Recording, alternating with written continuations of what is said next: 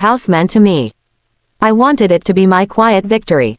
But life, as always, had its own plans. One evening, I received a message from a mutual acquaintance.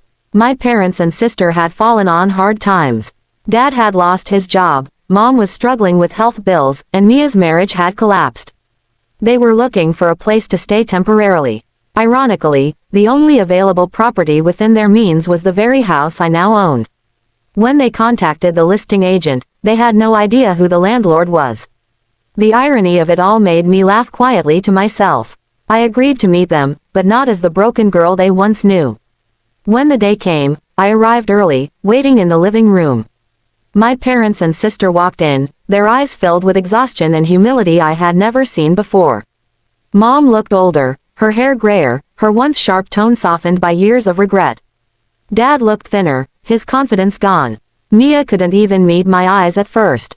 They froze when they realized who I was. You own this place. Dad stammered. I nodded, keeping my expression calm. Yes, I bought it a while ago. The silence that followed was thick with disbelief. My mother's lips trembled. We didn't know, sweetheart. We didn't. I held up my hand gently. It's fine. You didn't care to know anything about me for years. Why start now? They looked ashamed, and for once, I didn't feel bitterness. I felt detached, like I was watching strangers who used to play the role of family. Mia finally spoke, her voice barely above a whisper. I'm sorry for what I did. I don't know what came over me that night.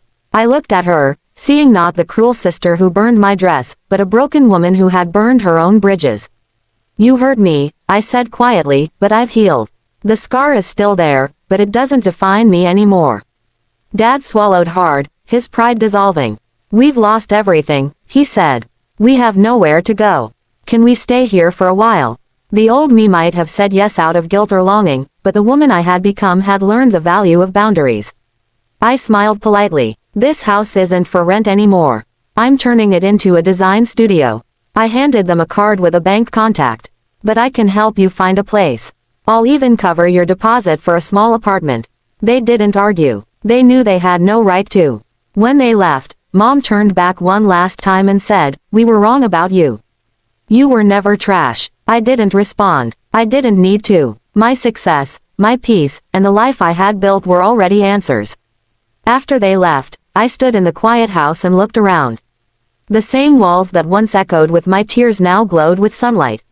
The same floor where my burned dress had turned to ashes was now covered in polished wood. I had reclaimed everything they tried to take from me, not out of revenge but out of resilience.